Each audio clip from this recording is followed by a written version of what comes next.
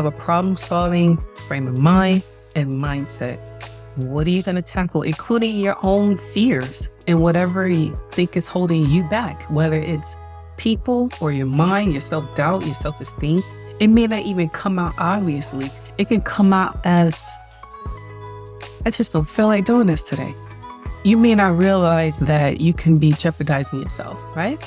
So you want to have that mindset that you're constantly putting your best foot forward. One thing I don't really hear a lot of people talking about is really getting through the grind of putting out the projects. Now you have to remember when this is hard that what gets you through some of the hardest moments in your life. For me, what helped me was music. I was always a music lover. I love all types of music. And when I was studying up all night, I discovered lo-fi, whether it was Afro-Brazilian, lo-fi, chill, hop.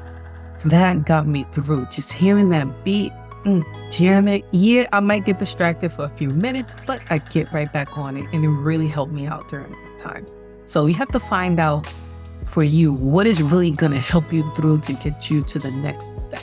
That is what's important. So having your big picture goals in mind is great, but at the end of the day, when that grind hits, when those late nights come in, when you get stuck on that bug, and trust me, as a professional, we still get stuck on bugs. So it doesn't end there. You don't have to worry about the imposter syndrome. Oh my gosh, I don't even think I need to be here because this is not it. These bugs, I'm stuck. It's going to happen, and it still happens to us, okay? I'm a programming analyst. I still do development. I still do coding, as well as business systems analysis. So it comes up. So don't fear about that. Now, as far as the layoffs, people are still talking about AI's taking everybody's job. Look, by the time that happens, you'll probably be done, retired with work. What you need to be focusing on are skills that will get you employed. So even when I was out of work, it wasn't long before another company came along and reached out to me, focused on having in-demand skills, okay? Now that I'm in tech, I've been fortunate enough that layoffs has not been an issue at my company, and there are other industries that have low risk of layoff, okay? Because they're in demand and they're critical to the infrastructure and the environment and the businesses that we serve.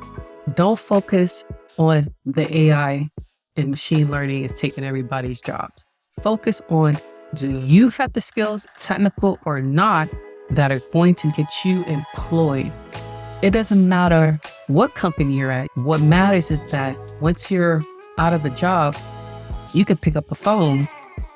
Another company is ready to bring you in for an interview, okay? See, I'm still getting poached by recruiters.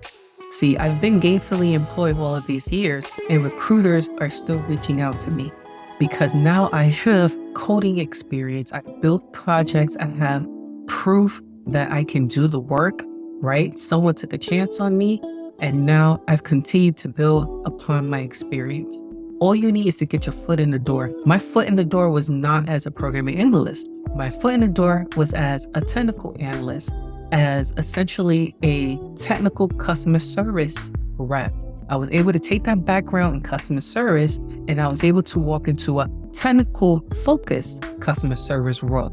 And you can do the same thing. Just get the experience, because once I got my foot in the door, I then went on to complete my degree, and I was able to level up my career essentially. And once I was done, I then qualified for a higher level position in my job and was promoted. Take advantage of whatever free resources your company is going to offer to build you up.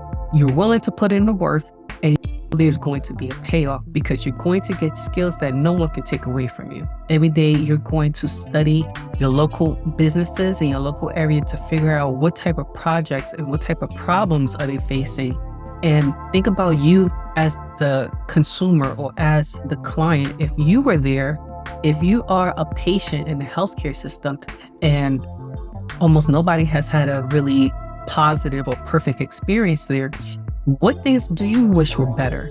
What if you were that person, that technical person who can be a part of the team of people who does healthcare systems to make them faster for the doctors and nurses?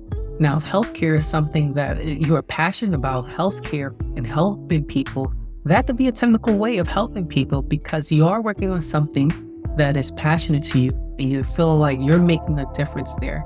And it helps that you'll get paid well to do it as well. Also, some people talk about doing tech outside of their job.